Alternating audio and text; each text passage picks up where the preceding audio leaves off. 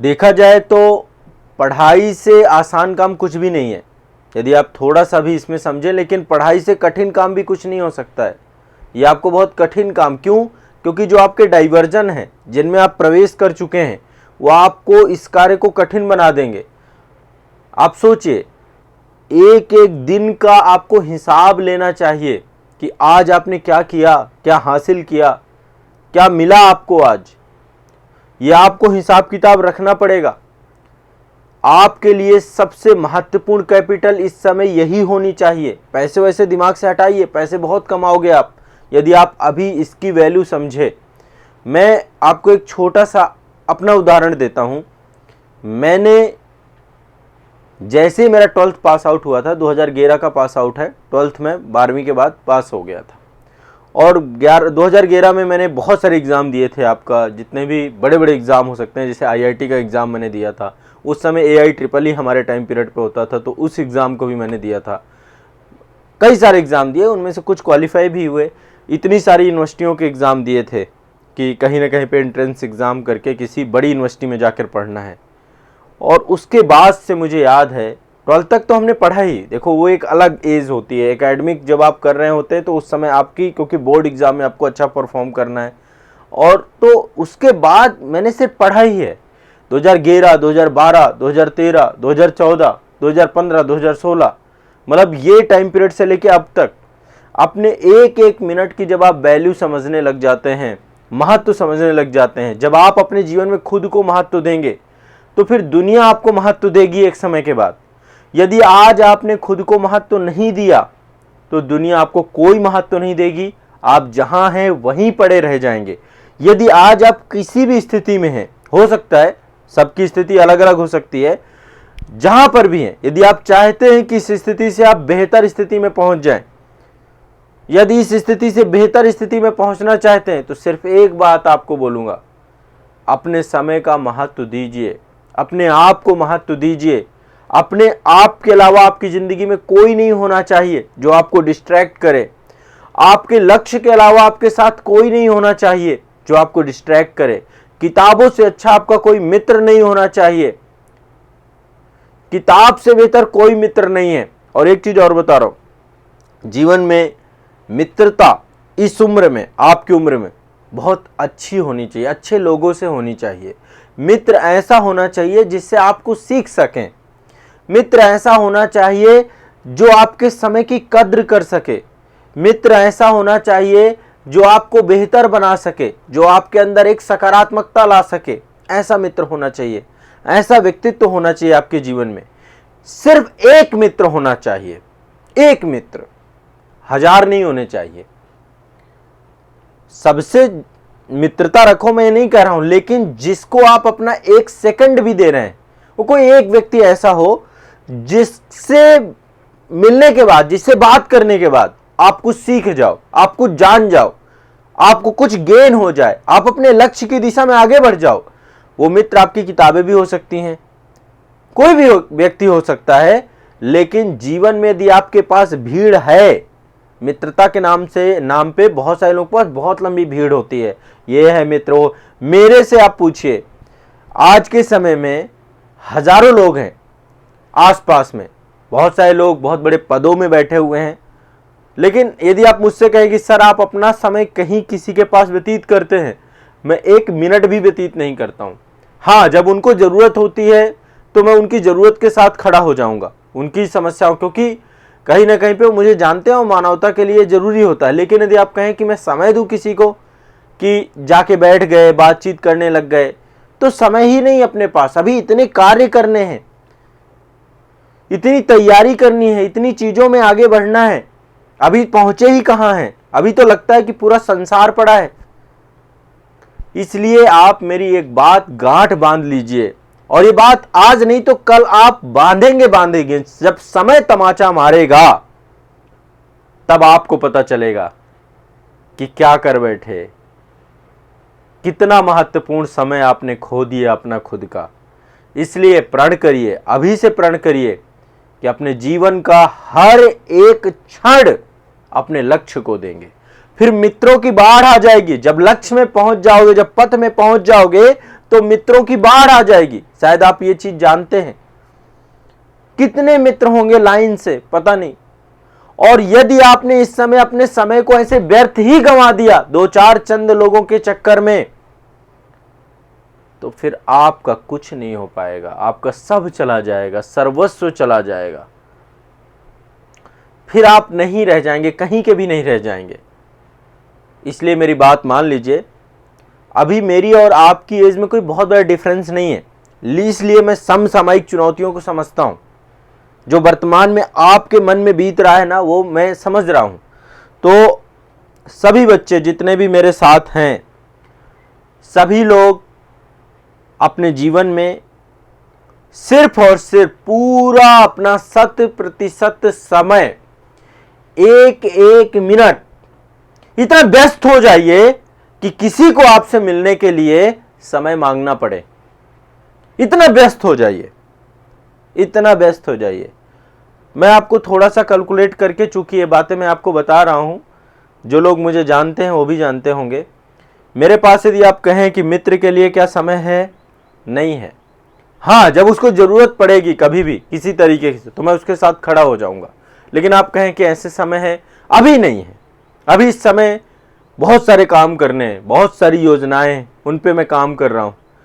क्या रिश्तेदारों के लिए समय है? अभी नहीं है, इस समय नहीं है। यदि उनको जरूरत पड़ेगी, कोई समस्या आएगी, तो मैं उनके साथ खड़ा हो जाऊंगा। लेकिन इस समय किस लिए समय है? सिर्फ और सिर्फ अपने लक्ष्य के लिए। हर पल, हर सेकंड, हर मिनट आपका और आपका लक्ष्य आपके साथ रहना चाहिए। एक सेकंड के लिए भी वो आपसे जुदा ना हो। प्रतियोगिता का दौर है, ध्यान रखिएगा। आप जब सो रहे होते हैं तब लाखों पढ़ रहे होते हैं। आप जब सो रहे होते हैं, जब आप समय बर्बाद कर रहे होते हैं, तो लाखों पढ़ रहे होते हैं। ध्यान रखिएगा, आपसे कितने सारे लोग आगे हैं। आप अकेले नहीं हैं इस प्रतियोगिता के दौर में कि अकेले आप दौड़ रहे हैं। इसलिए मेरा आप सभी से विनम्र आग्रह है, बार बार मैं आपसे आग्रह करता हूं कि आप अपने जीवन के प्रति सतर्क बनिए, सचेत बनिए, नशे में मत चलिए। कई बार क्या होता है, हम नशे में चलने लग जाते हैं, हमें समझ ही नहीं आता क्या हो रहा है। 1 साल, 2 साल, 3 साल, 4 साल, 5 साल। अच्छा, आप में से कितने लोगों को ये लगता है, एक बार कमेंट सेक्शन में मुझे बताइए कि आपने अपने उम्र के काफी लंबे समय ऐसे ही व्यतीत कर दिया, कोई उपलब्धि नहीं, और उसमें सबसे बड़ा रोल रहा कि बहुत सारे डिस्ट्रैक्शन रहे आपके जीवन में। और एक चीज और बताऊं, परिस्थितियां कैसी भी हों, यहाँ पे कितने सारे बच्चे हैं जो सुबह सुबह खाना बना रहे हैं और साथ साथ क्लास ले रहे हैं। ये कैसे हो पा रहा है ना? बहुत सारे लोग जो हैं खाना बनाते हैं, क्लास भी कर रहे हैं। बहुत सारे लोग ऐसे हैं जो कि जॉब भी जा रहे हैं, क्लास भी कर रहे हैं। वो लोग चाह रहे हैं, वो तड़प रहे हैं किस तरीके से हमें पढ़ने को मिल जाए, लेकिन उनके आसपास की परिस्थितियां ऐसी हो चुकी हैं।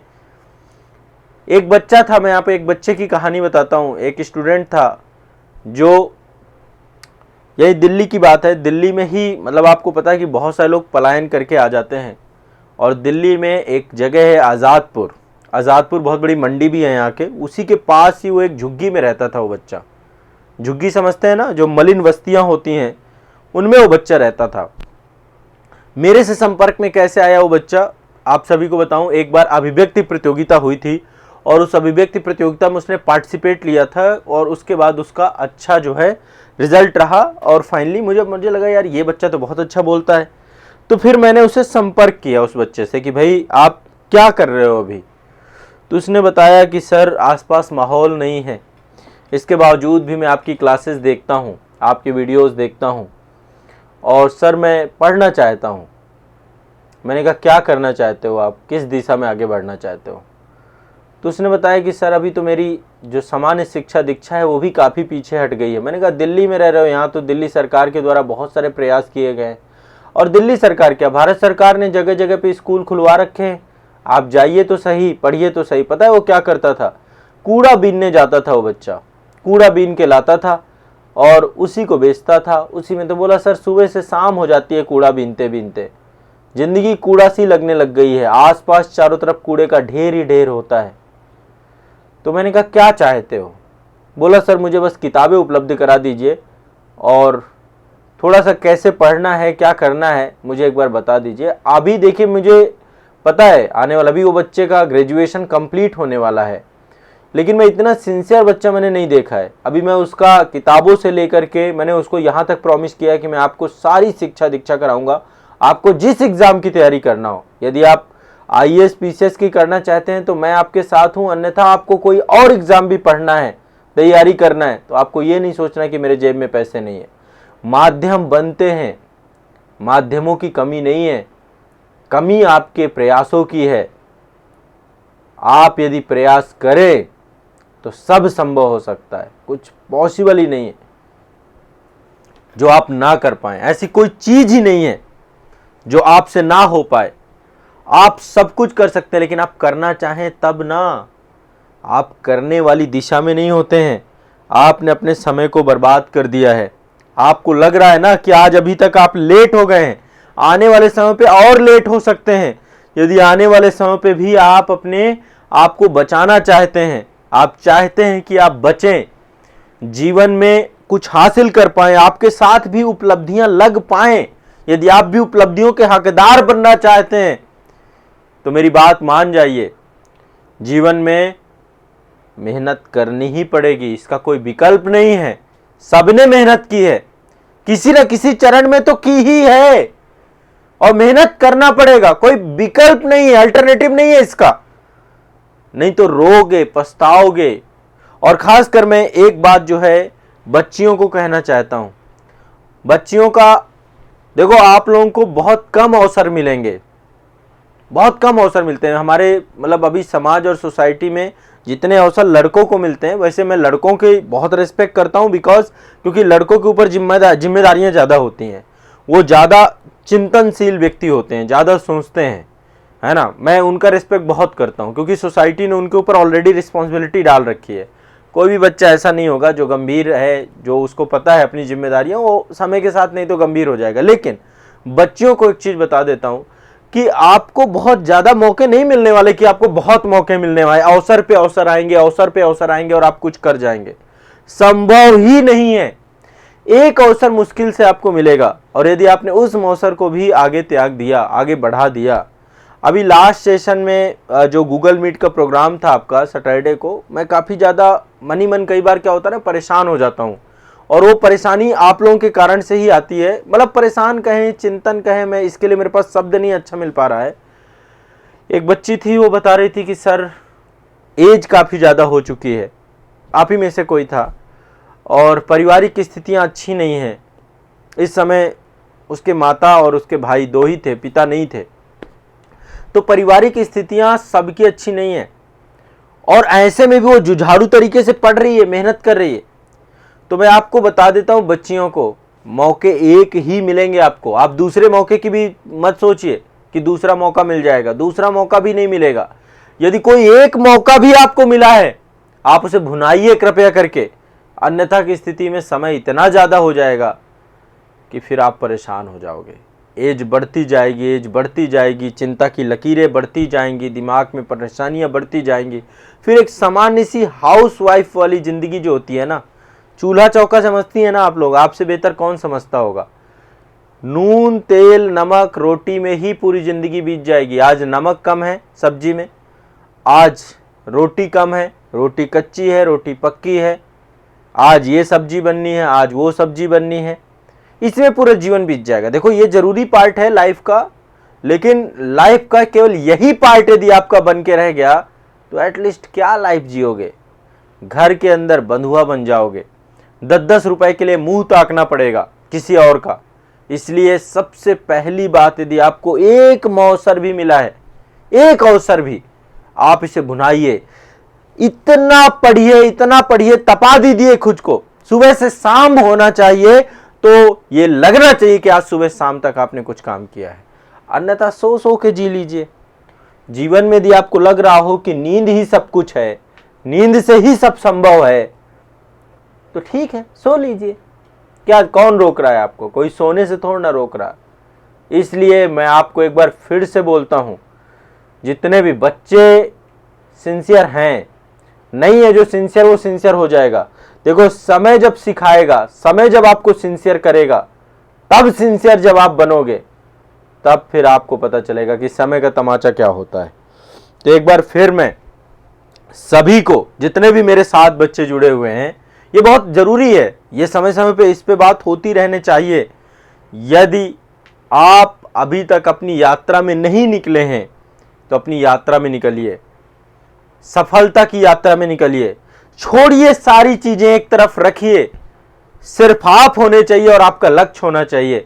सब साइड में रख दीजिए, सब अभी रखने वाली चीजें। सबसे मिलिएगा कि भाई मुझे साल 2 साल बाद मिलूंगा मैं, सब मिलेंगे आपसे, हर व्यक्ति मिलेगा आपसे।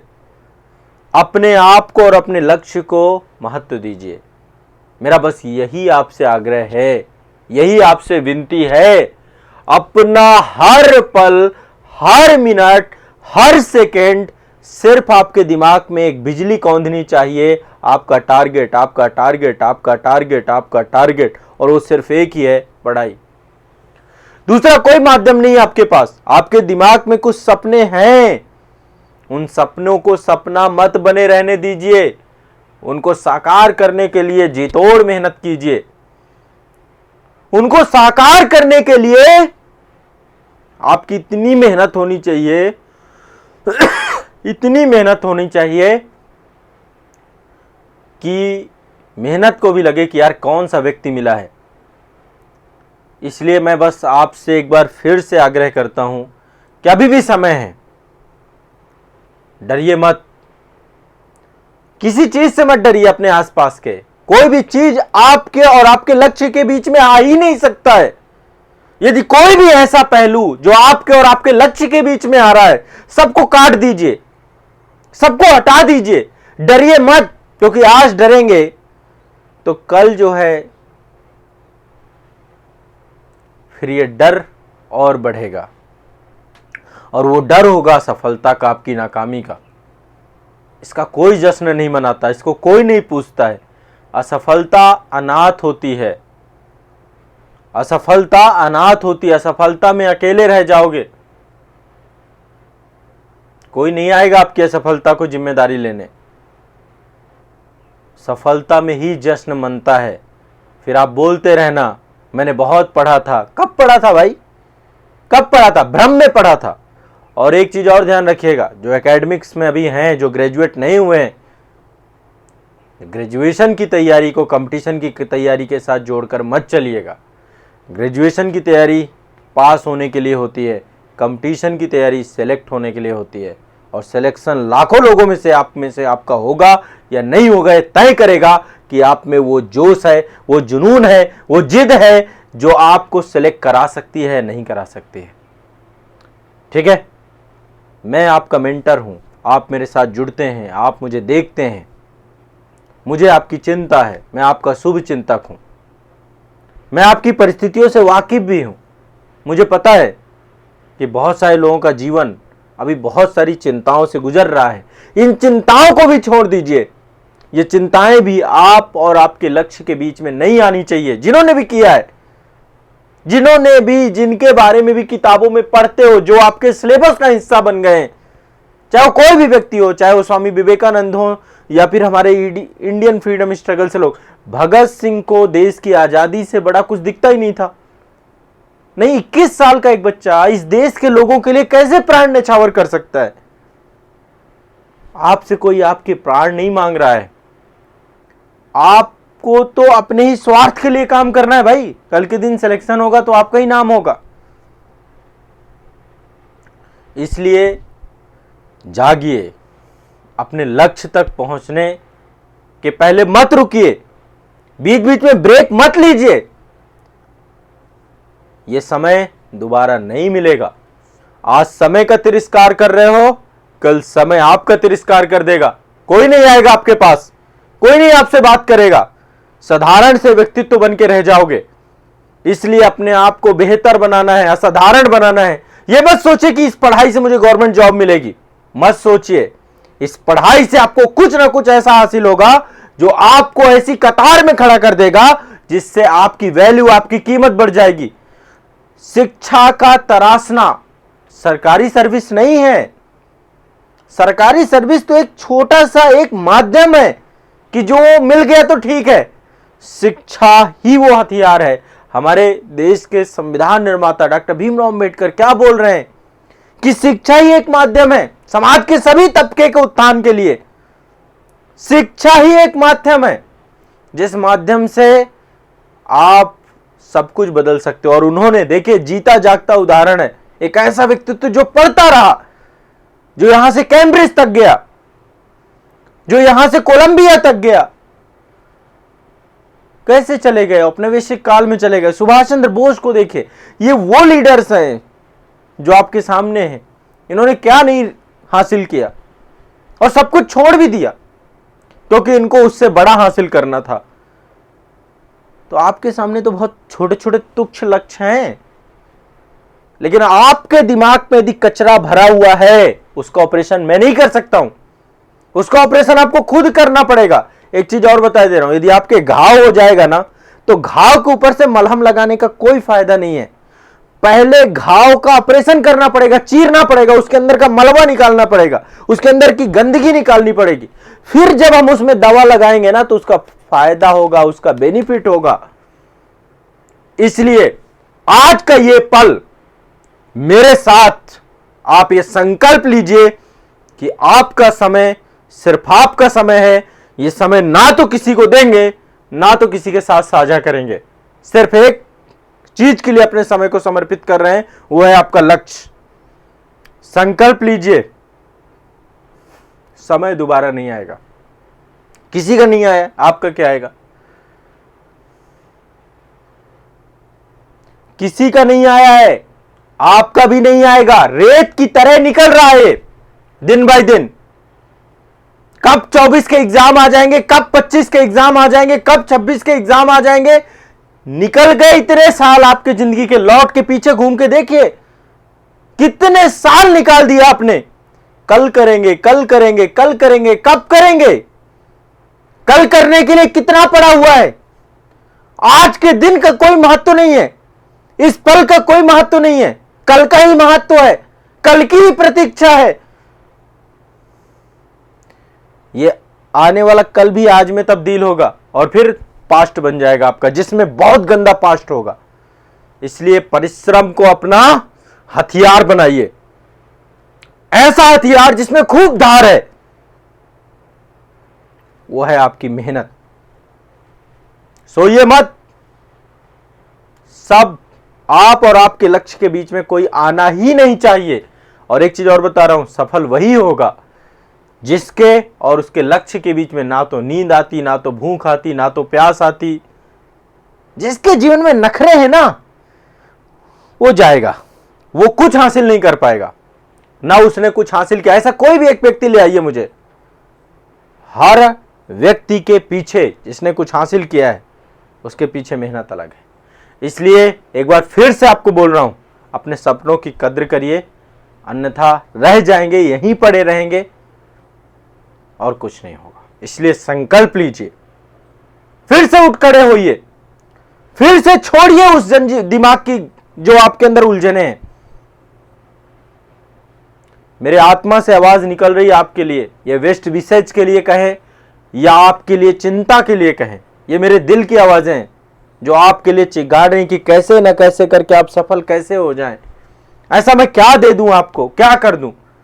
और देखिए बच्चों, एक शिक्षक के तौर पे मैं आपका एक मार्गदर्शक हूं, आपको सही राह दिखाना मेरा एक कर्तव्य है, मेरा फर्ज है। अब आप बड़े हो गए हैं, खुद निर्णय ले सकते हैं। मेरी बातों को ध्यान से सुनिएगा और इनको हल्के में मत लीजिएगा। ये बहुत बड़ी बातें हैं। समय के थपेड़े नहीं तो आपको ये बातें सिखाएंगे, और जब वो सिखाएंगे तब हाथ मलने के अलावा। एक कहावत है ना कि अब पछताए होत क्या जब चिड़िया चुंग गई खेत। अभी भी आपको लग रहा होगा कि आपके खेत को भी चिड़िया चुंग गई है। मैं इस कहावत से एग्री नहीं करता हूं। मेरा मानना है पछता लेना चाहिए। जब चिड़िया खेत चुंग जाए तब पछता लेना चाहिए, नहीं दोबारा फिर चुंग जाएगी, फिर क्या करोगे? इसलिए यदि आपको भी लग रहा है कि अब पछताए होत क्या, नहीं, अब पछता लीजिए एक बार बैठ करके। नहीं पछताओगे तो फिर आके दोबारा अगली बार फिर चिड़िया आएगी, फिर खेत चुन जाएगी। पछताइए, 2-4 चाटे मरिए अपने आप को बैठ करके। अब नहीं पछताओगे तो कब पछताओगे भाई? कोई मुहूर्त निकाला जाएगा आपके पछताने के लिए? तो यदि समय बर्बाद कर दिया है, कोई बात नहीं, अगेन फिर से बाउंस बैक करिए और आगे अब एक एक पल की कीमत आपकी और आपके लक्ष्य के अलावा कुछ नहीं होनी चाहिए। बस सिर्फ और सिर्फ आप और आपका लक्ष्य, आपका टारगेट, और इसके अलावा कुछ भी नहीं। सब एक तरफ रखिए। आप और आपका लक्ष्य बहुत बड़ा मिलेगा आपको, जितना आपने सोचा नहीं होगा। बस इतने से अपनी बात को मैं समाप्त करूंगा।